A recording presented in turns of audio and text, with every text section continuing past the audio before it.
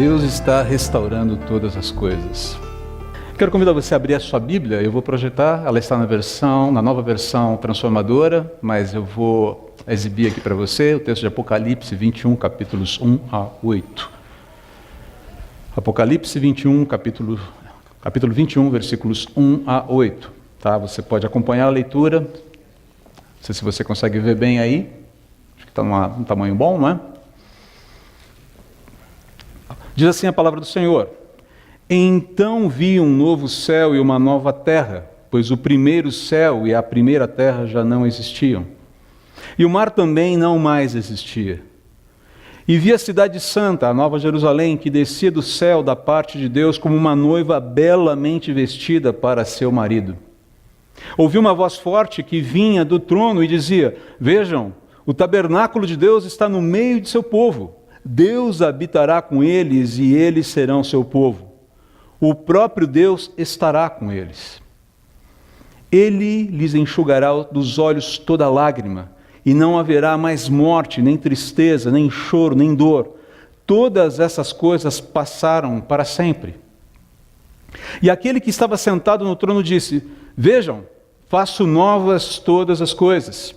Em seguida disse: Escreva isto, pois o que lhe digo é digno de confiança e verdadeiro.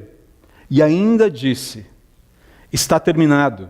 Eu sou o Alfa e o Ômega, o princípio e o fim. A quem tiver sede, darei de beber gratuitamente das fontes da água da vida. O vitorioso herdará todas essas bênçãos, e eu serei seu Deus, e ele será meu filho.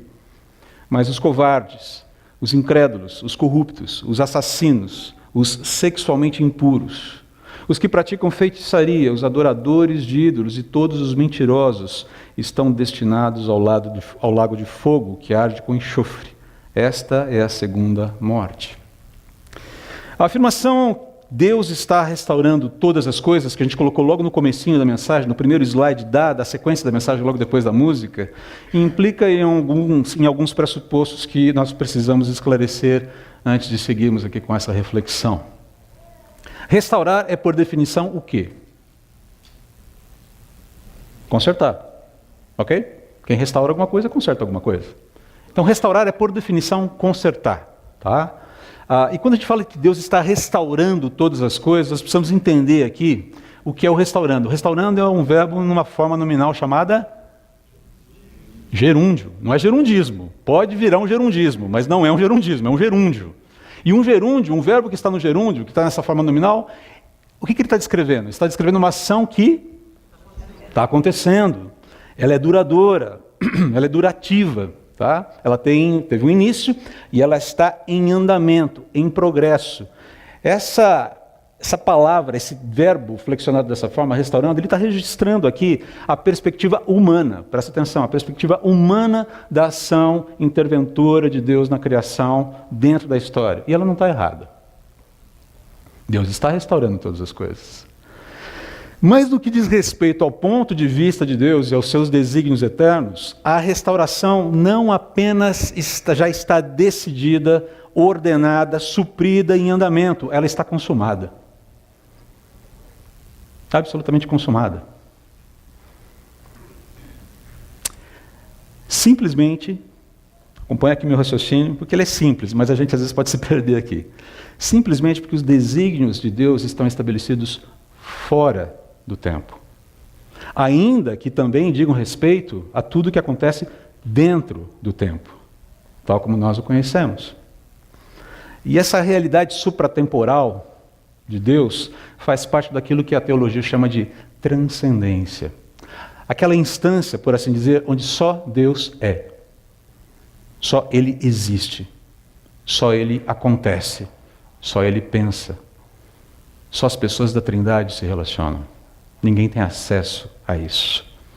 É claro, Deus também é imanente, como diz a teologia. Isso, porque a teologia diz, não é porque é verdade. A teologia simplesmente registra aquilo que é fato. Ou seja, o que é a imanência de Deus? É a presença dele aqui conosco agora. Transcendência, aquela instância onde só Deus é. Ninguém tem acesso. Isaías 57:15 fala a respeito dessas duas percepções, onde só Deus é inalcançável, mas também da habitação que Ele faz dentro da sua criação. Só para ficar mais claro aqui, eu coloquei um gráfico que não é meu, é um gráfico de um teólogo chamado Cornelius Van Til. Eu só dei uma ajustadinha, coloquei algumas coisas a mais para ficar mais claro para a gente. Essa é a maneira como nós devemos entender a relação de Deus com a sua criação. Ele é independente dela, mas Ele se relaciona com ela. Ele é aquele que cria tudo, Ele é aquele que sustenta o universo. Colossenses capítulo 1 fala isso, que o Senhor Jesus sustenta tudo com as suas mãos. E Ele também é um interventor no universo. Ou seja, o sistema, o universo está aberto à sua intervenção. Me deem um exemplo de intervenção de Deus dentro do sistema, dentro do universo. Só um. A encarnação é um exemplo da intervenção de Deus no sistema. Ele se torna homem. Com que finalidade mesmo? João capítulo 18 diz isso. Eu vim dar testemunho da... Papo lá com Pilatos. Eu vim dar testemunho da verdade. Que esse sistema está corrompido, ele está de cabeça para baixo e vocês precisam entender onde é que de fato as coisas... Eu vim mostrar para vocês qual é a régua sou eu. E aí aquela resposta lacônica de Pilatos, né? Mas o que é a verdade? Está todo mundo perguntando a mesma coisa aí. Procurando a régua e perguntando o que é a verdade. Mas enfim, é importante nós entendermos isso aqui. E aqui eu quero fazer algumas observações que são, talvez, abrindo um parênteses rapidamente aqui, fazer algumas observações para corrigir alguns pontos de vista que são um pouco equivocados e que muitas vezes estão presentes dentro da igreja. Deus não é natureza, Ele não é a natureza. Ele é o Senhor da natureza, é o proprietário da natureza. A natureza lhe glorifica, mas Ele não é a natureza. Deus também não é um universo. Essa é uma ideia panteísta, de que Deus e o universo são uma coisa só. Não, Deus é o Senhor do universo, o Criador de todas as coisas. E Deus não é dependente da sua criação de forma alguma. Ele é autossuficiente, como eu disse agora há pouco. E não é possível para qualquer criatura coexistir transcendentemente com um Deus trino. Isso seria loucura, isso seria ilógico, isso seria tentar subverter a estrutura lógica daquilo que Deus criou. A bem da verdade, alguém tentou. Alguém tentou fazer isso. Tem ideia de quem foi? Está lá em Isaías 14 e Ezequiel 28. Se chama Lúcifer. Ele tentou transcender. Ele tentou subverter a ordem. Deu no que deu. É por isso que a gente está falando de Deus restaurando todas as coisas aqui agora. Basicamente é isso aqui. Perceba então que quando nós falamos da restauração que Deus está promovendo, nós lidamos com um paradoxo aqui. Embora a restauração de todas as coisas esteja em andamento dentro da criação, do nosso ponto de vista, já é fato consumado por Deus. Por quê? Porque está na mente de Deus, porque na mente dele já aconteceu. E é por isso que ele revela com antecedência o que ele vai fazer. Mas vamos deixar vamos parar de filosofar um pouquinho, né? E continuar aqui com a nossa pregação, com a nossa reflexão. Esclarecimentos feitos, filosofia à parte. Uma pergunta surge aqui: no que consiste então a restauração de todas as coisas? Já que a gente está falando que ela está acontecendo no nosso ponto de vista, mas ela já está consumada no ponto de vista de Deus.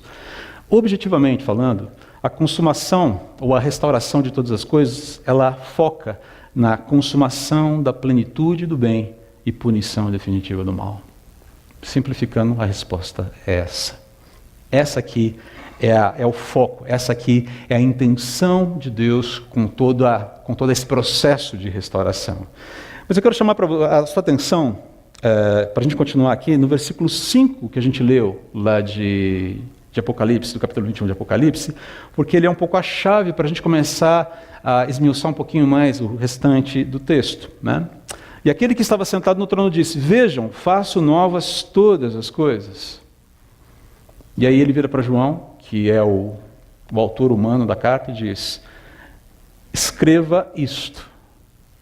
Tudo isso que eu estou falando, tudo isso que você está vendo, todo esse registro que eu estou te oferecendo. Pois o que eu lhe digo é digno de confiança e verdadeiro. Perceba aqui a importância dessa declaração de Deus, dessa declaração de Jesus aqui. Primeiramente, ele quer chamar a atenção sobre a qualificação da sua revelação. Ela é verdadeira, ela não é falsa. Eu não estou aqui contando uma história, uma fantasia, uma ficção. Isso aqui não é Vingadores, Guerra Infinita, João. Eu não sou nenhum Thanos maluco querendo colocar manopla com as joias do infinito para dar um estalo e queimar metade do universo. Isso não é ficção.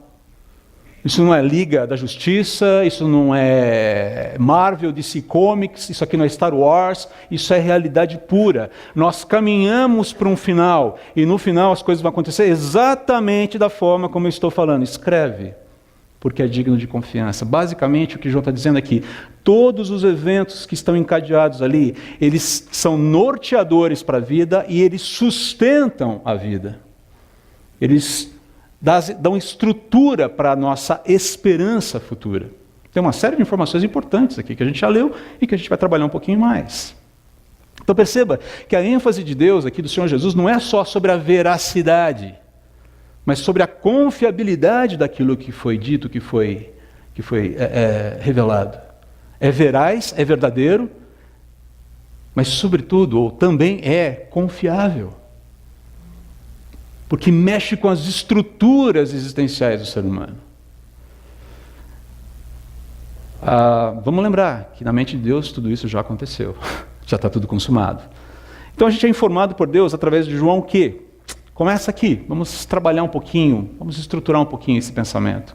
Em primeiro lugar, a restauração de Deus implica, essa restauração que Deus está fazendo aos nossos olhos, ela implica uma infraestrutura cósmica renovada, deslumbrante e definitiva, com a qual a gente não costuma, ou sobre a qual a gente não costuma pensar muito. Nós nos deslumbramos com moda, nós nos deslumbramos com objetos de design. Eu sou um designer, eu sei, eles são atraentes. Tá? Cada vez que a Lamborghini lança um carro novo, eu fico, nossa, que fantástico! Nós nos deslumbramos com projetos arquitetônicos, com obras de arte, nós nos deslumbramos com lugares exóticos e diferentes que nunca visitamos, e não paramos para pensar que esse cenário que está sendo pintado aqui, de todos os que nós conhecemos, será o mais deslumbrante. Não é um cenário qualquer, não é um cenário pequeno, não é uma coisa diminuta, é algo extremamente grande. É o encerramento da história como nós a conhecemos e a chegada triunfal de uma nova infraestrutura onde nós habitaremos. Isso não é pouca coisa, isso é muita coisa. E não é pouca porcaria, é muita porcaria, como costumam falar por aí, brincando.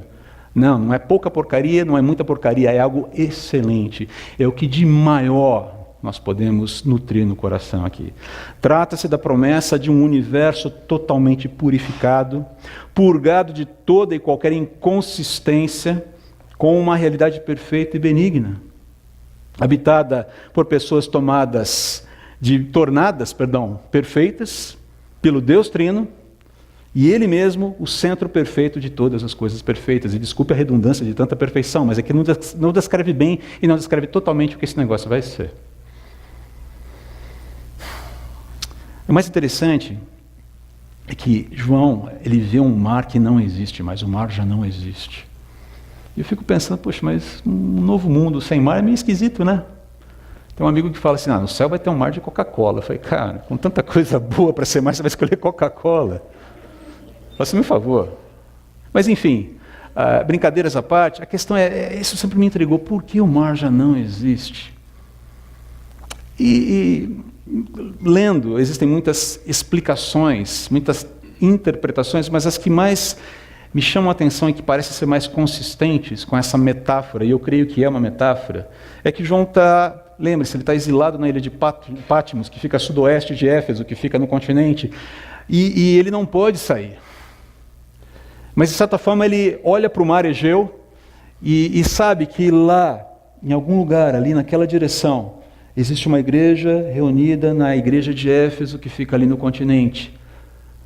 E agora o mar é uma interposição, é uma barreira entre ele e os seus irmãos. Uma das coisas interessantes também que pesquisando, eu pude entender, e eu acho que essa é uma leitura bastante interessante, é que o mar, ele tem algumas características interessantes. Primeiro, ele é indomável. Ele às vezes é tempestuoso, ele é imprevisível, por assim dizer. Ou tem uma certa previsibilidade, mas dentro da previsibilidade dele a gente sempre tem que ficar um pouquinho A gente toma alguns sustos de vez em quando. O mar ele não é domável. Aliás, apenas alguém conseguiu domar o mar. E você sabe quem foi. É curioso que aquele que domou o mar nos evangelhos fale de um mar que não existe agora. Tem algumas relações interessantes acontecendo aqui. Um teólogo, um estudioso das Escrituras, sugere que esse mar que já não existe é representado pela sua tempestuosidade, representado pela sua inquietação. Seria o equivalente às relações entre homens e nações no momento atual. Perceba, nós vivemos um mundo cheio de inquietações, as relações entre as pessoas, as relações sociais estão cada vez mais deterioradas, as relações globais estão deterioradas, você tem cada vez mais polaridade acontecendo dentro da sociedade.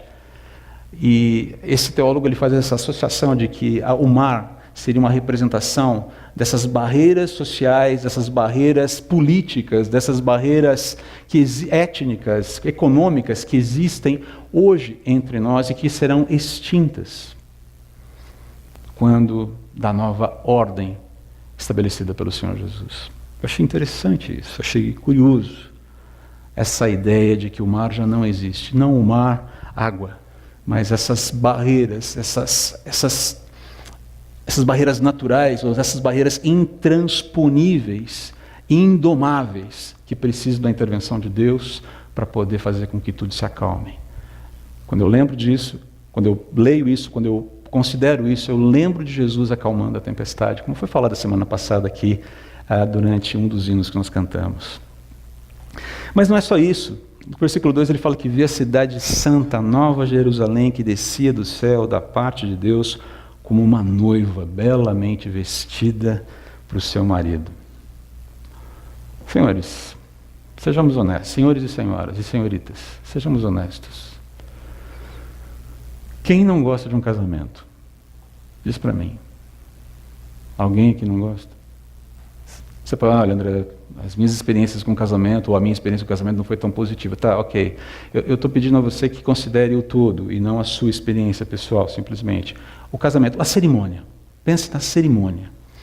Quem não gosta de um bem casado aí? Fala, eu não gosto muito de casamento, mas bem casado eu gosto. Tá? A gente gosta do quê? Daquele momento. E qual é o momento especial? Qual é o grande momento da cerimônia de casamento? Não vai me falar que é a festa que vai ficar feio.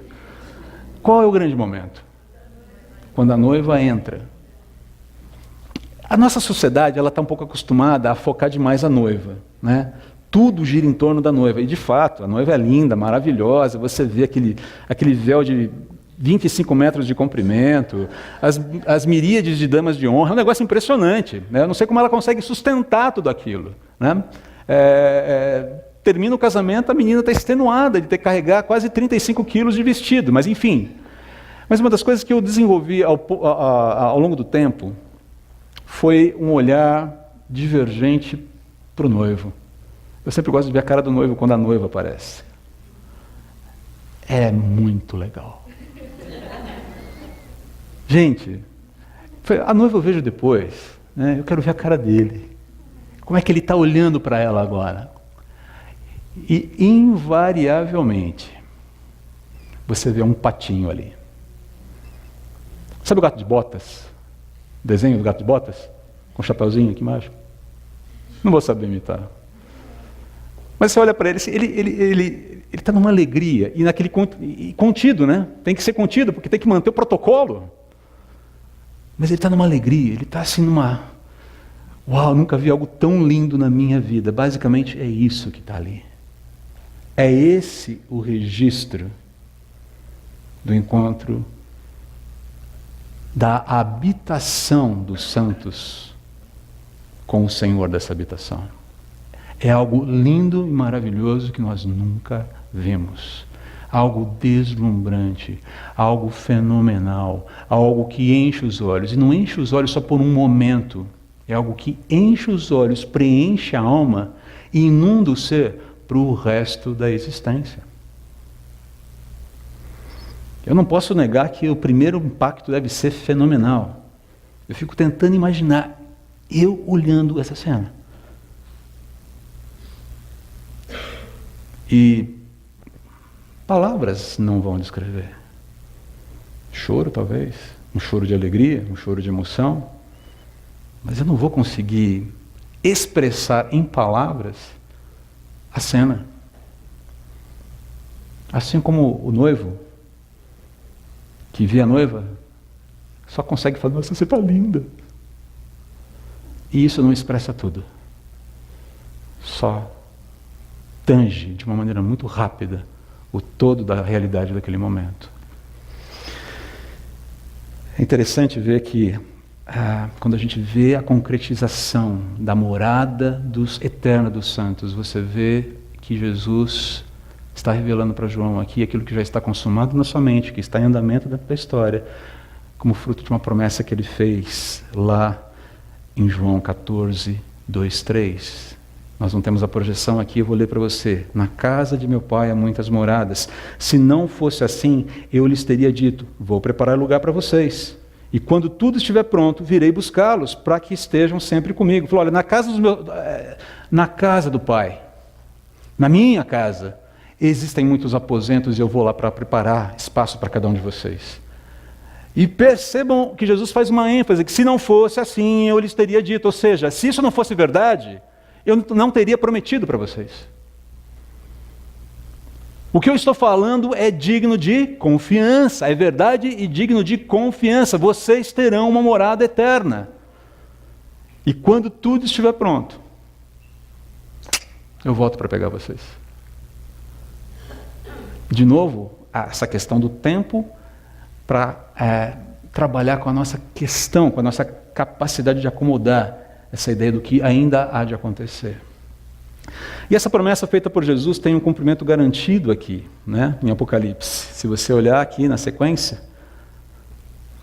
essa ideia de habitação, a restauração de Deus implica sua habitação plena e irreversível com seus filhos. No versículo 3 ele fala, ouvi uma forte voz que vinha do trono e dizia, vejam, o tabernáculo de Deus está no meio do seu povo.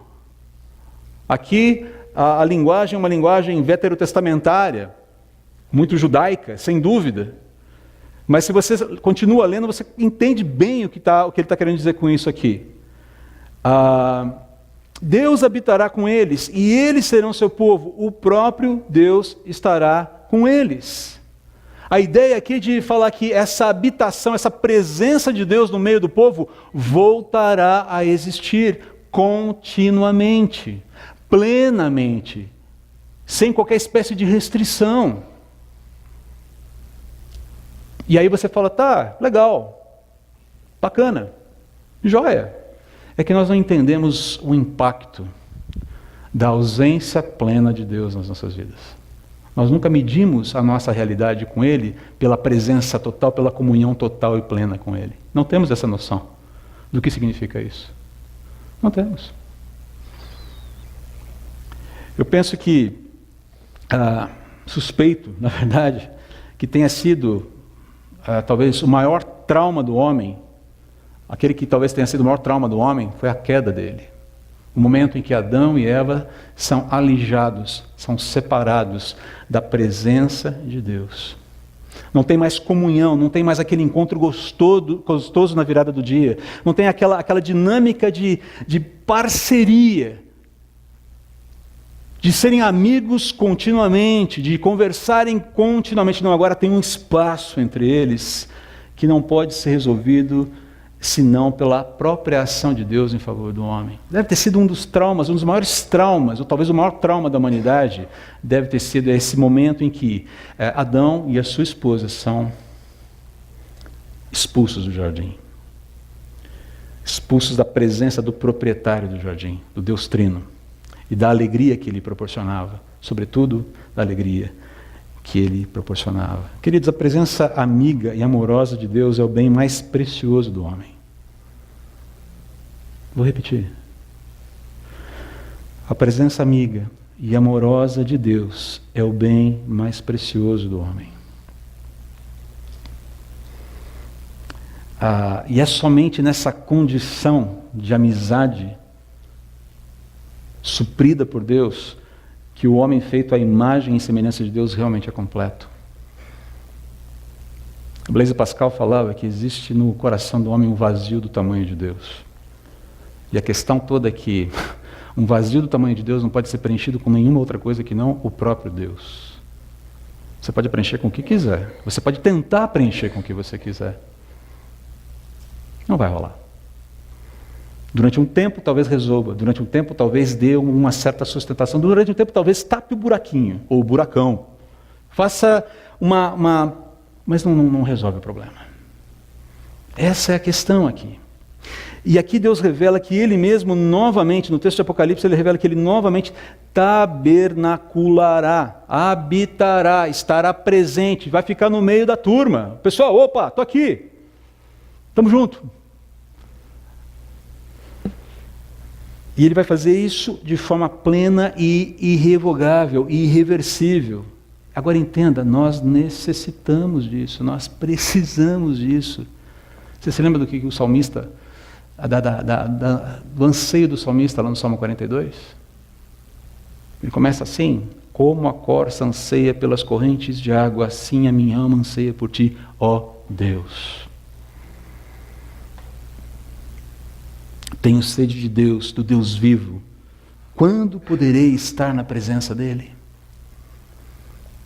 De tudo que a sociedade oferece para a gente, de todos os bens, de todos os valores, de tudo que ela está colocando aí, olha só, viva! Ela não tem condições de oferecer o essencial. São só questões periféricas e muitas vezes não essenciais. Eu não estou dizendo que elas são ruins, não é isso. Eu estou dizendo que se Deus não está no centro, se Ele não ocupa o centro, se Ele não é o Senhor de tudo, a vida está completamente desalinhada. E você sabe onde isso vai dar. A gente sabe onde isso vai dar. E os efeitos dessa habitação conosco são maravilhosos. O que é interessante é isso, é ver que essa habitação plena e irreversível de Deus, os efeitos dela são tremendos. O primeiro ponto aqui, a restauração de Deus implica consolação plena de todo tipo de sofrimento. Ouvi uma forte voz que vinha do trono e dizia: vejam, o tabernáculo de Deus está no meio do seu povo, depois habitará com eles e eles serão seu povo. Perdão, o texto está errado aqui. Deixa eu só acertar aqui. Aconteceu alguma coisinha aqui. É o versículo 4, tá? Vou ler o versículo 4 para vocês. Ele lhes enxugará os olhos toda lágrima, e não haverá mais morte, nem tristeza, nem choro, nem dor. Todas essas coisas passaram para sempre. Dentre as muitas cenas da vida que nós vivemos, que nós experimentamos, eu penso que as mais ternas sejam aquelas que oferecem consolo real a quem sofre. Para pensar se não é verdade. Aqui é a minha opinião, você pode discordar de mim. As cenas mais ternas da vida são aquelas em que nós oferecemos consolo ou somos consolados. E eu guardo no coração, grato a Deus, as vezes em que eu fui consolado e pude consolar dessa forma. E você sabe tão bem quanto eu que é na presença de Deus que a consolação real ocorre. Por mais que você seja frustrado, triste, acabrunhado, dodói. Comprar um televisor de 16, um televisor 8.000K de 25 mil reais vai te dar uma certa alegria durante um tempo. Comprar a blusinha nova da grife que você mais gosta vai te dar uma alegria de um certo tempo. Fazer uma viagem vai resolver o problema durante um certo tempo. Mas a questão é que a consolação real ela vem na presença de Deus, de joelhos diante de Deus. É ali que o coração de fato é tratado. É ali que o coração é apaziguado, é acalmado, é renovado, é fortalecido. Agora entenda. Mesmo sendo cuidados, mesmo sendo consolados por Deus, nós continuamos a carregar nossas cicatrizes, simplesmente porque ainda faz parte da presente ordem deste mundo carregar cicatrizes de perdas, prejuízos, dores e ausências. Faz parte. A gente vive num mundo caído que ainda não foi redimido totalmente. Nós ainda lidaremos com perdas, lidaremos com cicatrizes, faz parte dessa realidade. Agora a promessa é que isso não vai durar para sempre, não será sempre assim. todas as cicatrizes da alma que nós carregamos, elas serão pulverizadas por Jesus quando dessa reunião deslumbrante que Apocalipse 21 descreve. Nenhum outro evento, ou nenhum evento passado, e presta atenção aqui porque isso é muito importante, nenhum evento passado, nenhuma perda trágica que nós sofremos, nenhum prejuízo, nenhum sofrimento, nenhuma atitude vergonhosa marcará mais as nossas vidas, as nossas lembranças e nem as nossas memórias. Você já pensou que é ter uma memória, não é uma memória resetada, é uma memória purificada.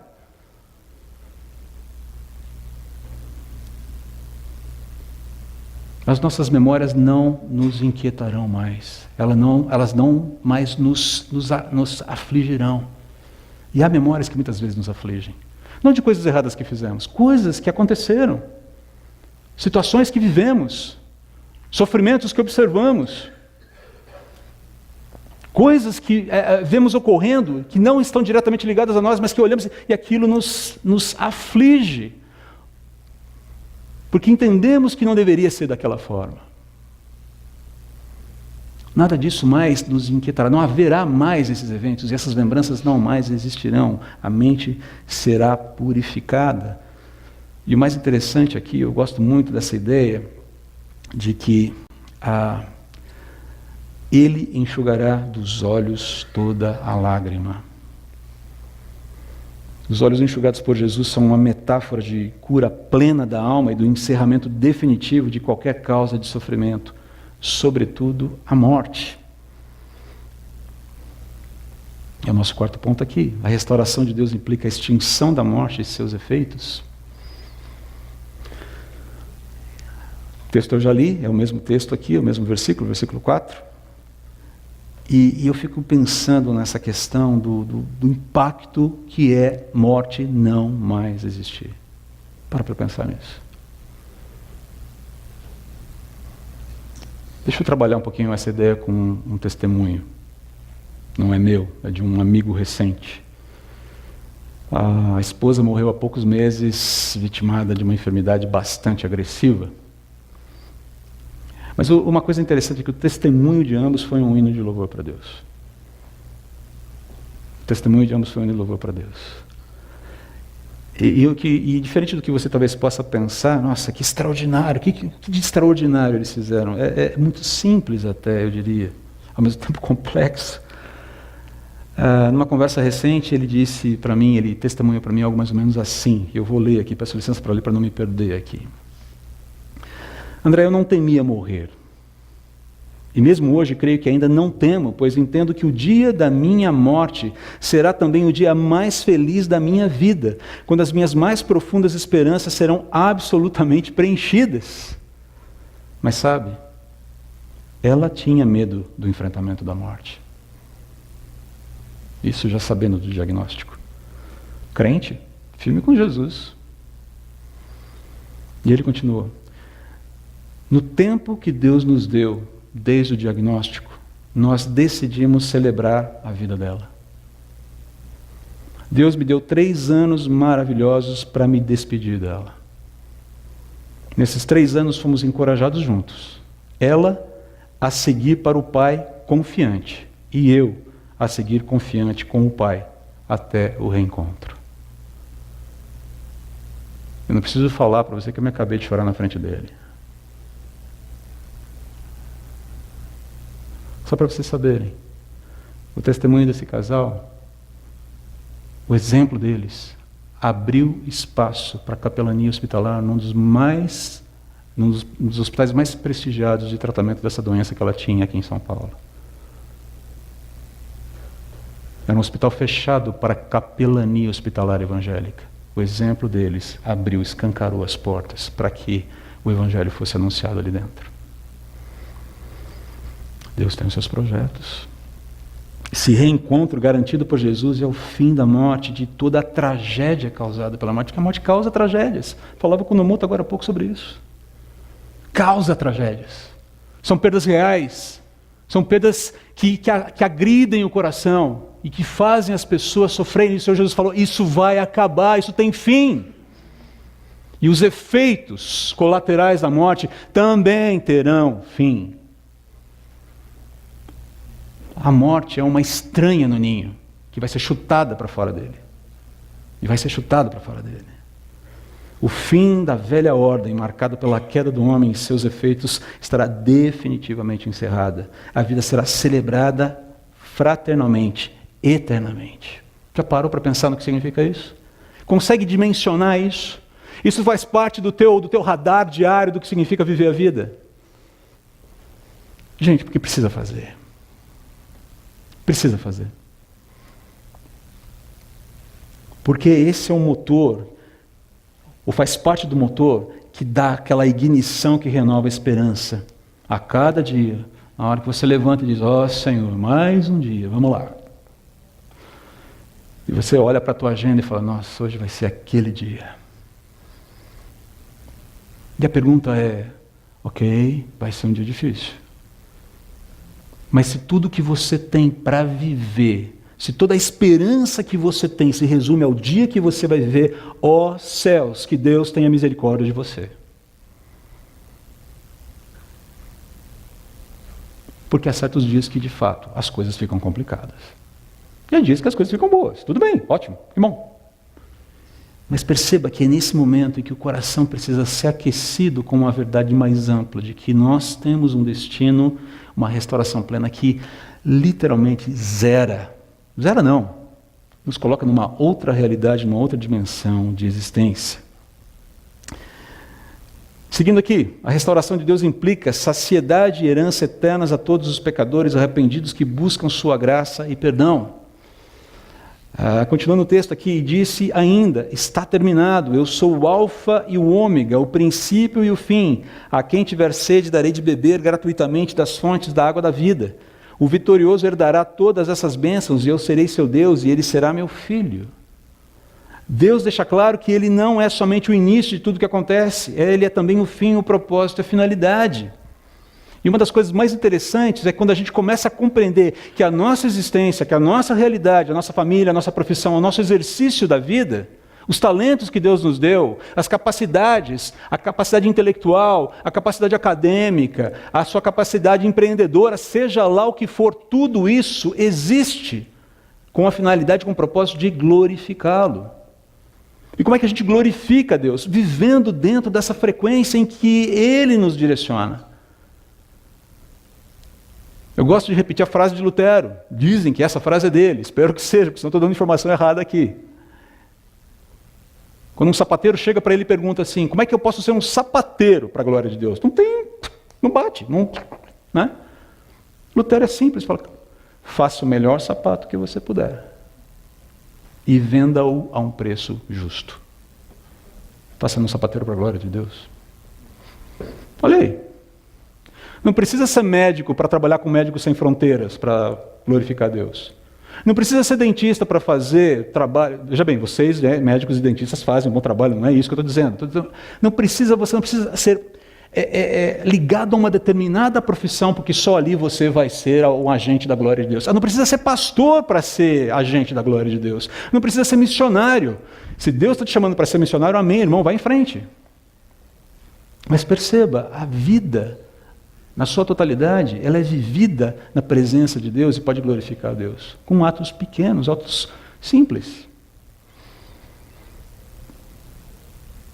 Sendo um bom pai, um pai que ama a Deus e educa os filhos nos caminhos do Senhor, um bom marido, que vive a vida comum do lar, uma esposa que sabe o significado do que é ser uma auxiliadora idônea e sabe que isso não a diminui, muito pelo contrário, isso a eleva.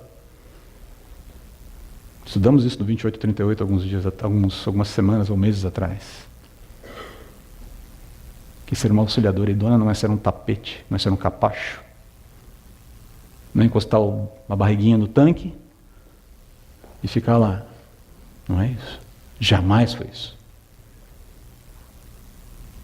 Perceba, essa é a ideia aqui.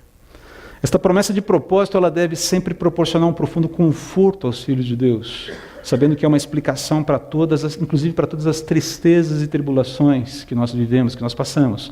Uma razão que, embora não seja completamente inacessível, ou seja, não seja completamente acessível agora, será absolutamente satisfatória quando estivermos diante dele. Eu já falei aqui em alguma ocasião que nós não temos todas as explicações que gostaríamos para os dramas da nossa vida, mas temos todos aqueles que necessitamos para seguir em frente.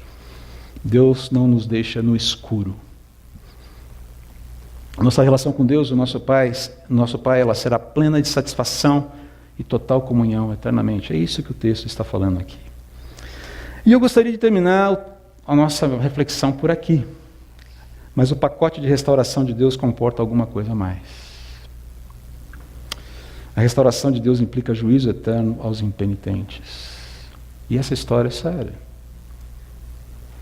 Mas aos covardes, os incrédulos, os corruptos, os assassinos, os sexualmente impuros, os que praticam feitiçaria, os adoradores de ídolos e todos os mentirosos estão destinados ao lago de fogo, que arde com enxofre.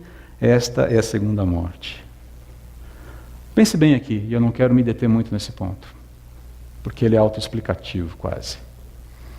Aqueles que desprezam o restaurador e desprezam a oferta de restauração durante a vida, podem reclamar de não serem beneficiados por ele ao final de tudo? Desprezaram o restaurador, desprezaram a restauração, mantiveram o punho levantado para ele, encerraram suas vidas. Eles têm o direito de reclamar?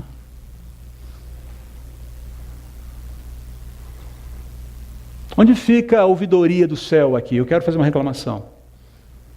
Não vai rolar. Não vai rolar.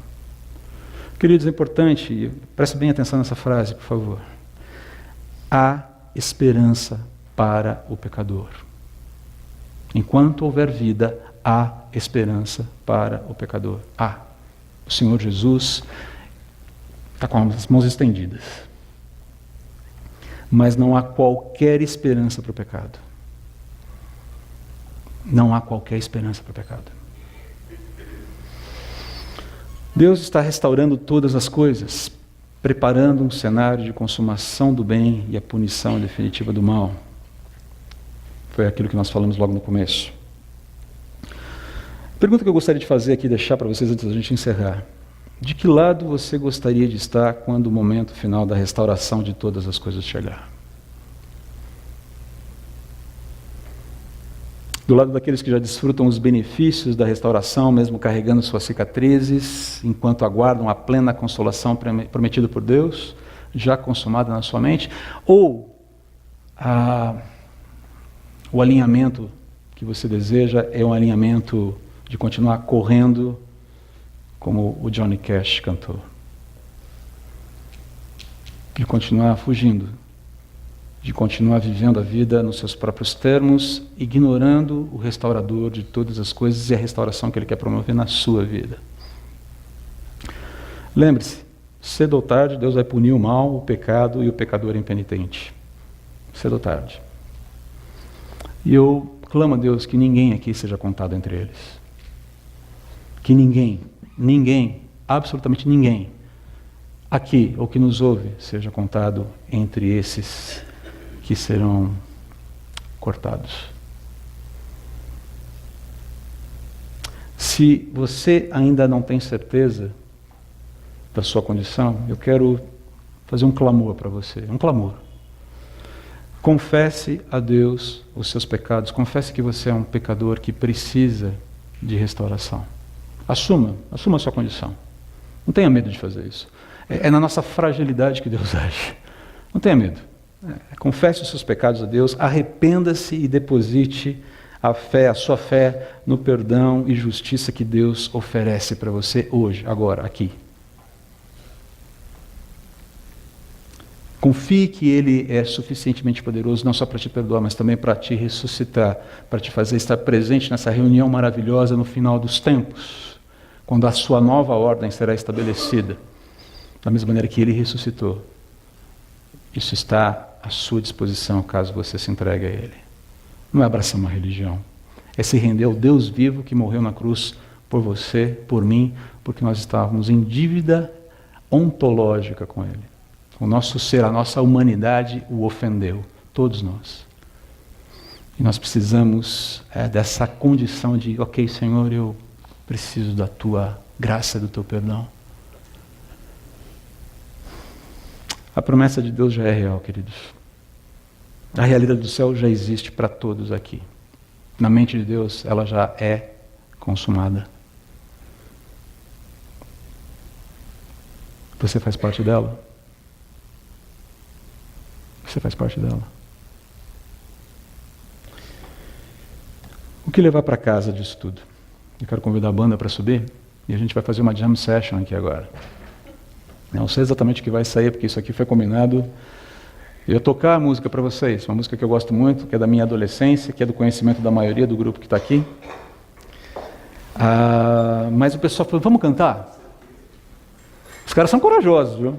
Os caras são ninjas, né? E a gente vai ver o que vai dar. Mas assim, independente da beleza, da estética da música, eu gostaria que você prestasse atenção na letra dela. E desculpe se em algum momento a voz embargar e a gente não conseguir terminar. A gente vai seguir do jeito que der. Porque o que importa é a mensagem e não a embalagem.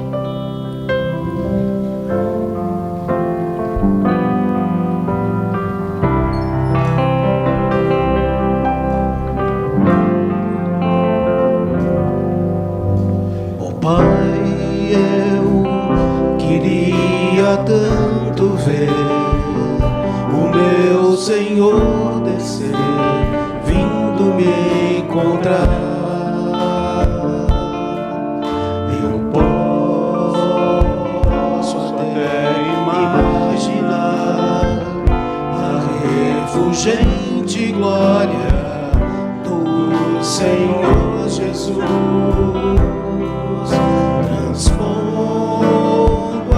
Brancas nuvens no mais puro azul, onde nem sul nem norte existirá.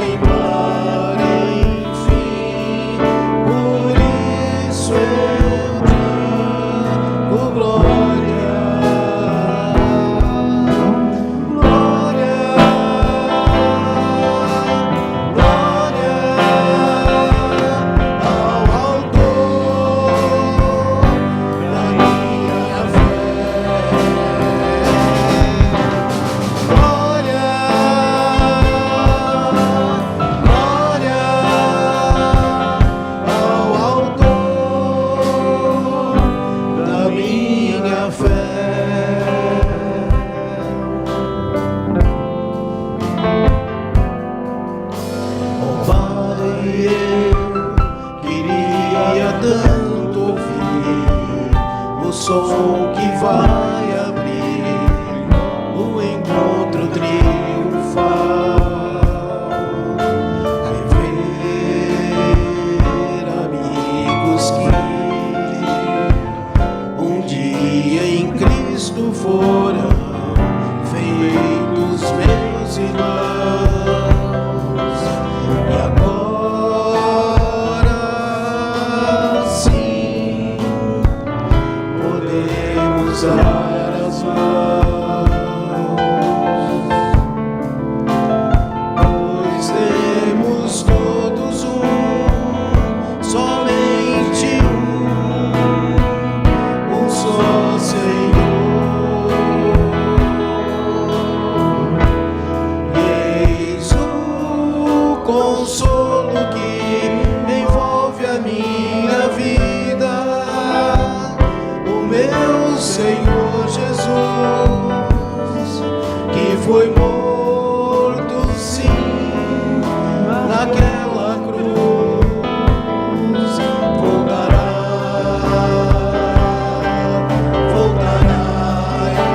enfim, por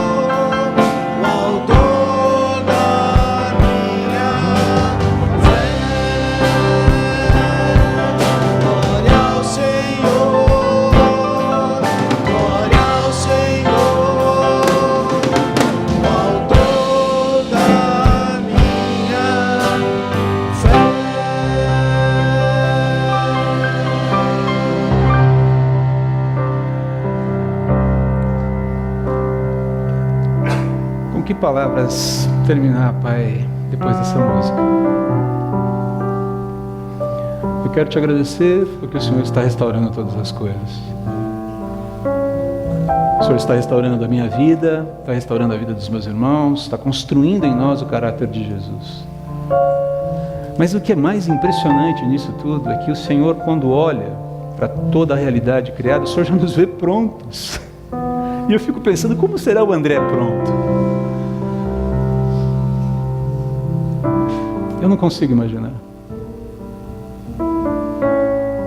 Eu só consigo me render à beleza de tudo isso e dizer, é demais para mim, eu não consigo compreender. E obrigado. Obrigado, autor da minha fé. Senhor, nós nos contentamos com tão pouco da tua parte. Por favor, ajude-nos a te buscar mais. Não dessa forma religiosa que as pessoas falam por aí, mas dessa forma que depende de ti, que procura te ver nos detalhes, que se encanta com os detalhes da vida, que se encanta com uma criança que se manifesta no meio do culto e que não incomoda, isso não incomoda, isso é vida, isso é o Senhor renovando vida, é o Senhor mostrando a tua graça sobre nós. A gente precisa talvez deixar as crianças se manifestarem mais no nosso meio, mesmo que seja o choro, para a gente poder aprender a ficar mais atento à beleza da vida e como o Senhor é tão empolgado com aquilo que o Senhor criou. Como a gente também deve ser empolgado com tudo que o Senhor criou, e não só nesses momentos em que a gente senta, canta e ouve a tua palavra. Pai, ajuda a gente a ser empolgado com tudo que o Senhor criou. Ajuda a gente a ser deslumbrado com tudo que o Senhor fez. Porque se esse deslumbramento já for imenso agora, eu só posso supor que o deslumbramento do que virá por aí, com o que virá por aí, é algo que a gente não consegue medir em nenhuma escala humana conhecida. Sustenta-nos, ajuda-nos a lembrar, estamos num processo, mas que o Senhor já nos vê prontos, absolutamente prontos em Cristo, e isso é fenomenal, isso é fantástico, isso é tremendo. Que nós nos apaixonemos pelo Senhor, autor da nossa fé, e que as nossas vidas vividas debaixo desse calor intenso, e talvez nem sempre o calor intenso, mas enfim, que a gente não se esqueça de que o que nos aguarda é muito maior do que qualquer agenda terrível da segunda-feira, ou da quarta-feira, ou de qualquer outro dia. É muito maior do que os dramas vividos na saúde, é muito maior do que os dramas vividos nas finanças, é muito maior do que qualquer drama. Ajude-nos a lidar com as nossas cicatrizes enquanto aguardamos esse bendito dia. Precisamos do Senhor, muito, muito, muito. E eu clamo ao Senhor que se alguém aqui ainda não tomou uma decisão por Jesus, ó Deus, incomoda esse coração. Incomoda no sentido de trazê-lo para Ti, de resgatá-lo para Ti, de fazê-lo ou fazê-la filho, filha do Senhor. É a nossa oração em nome do autor da fé, da nossa fé, o Senhor Jesus. Amém.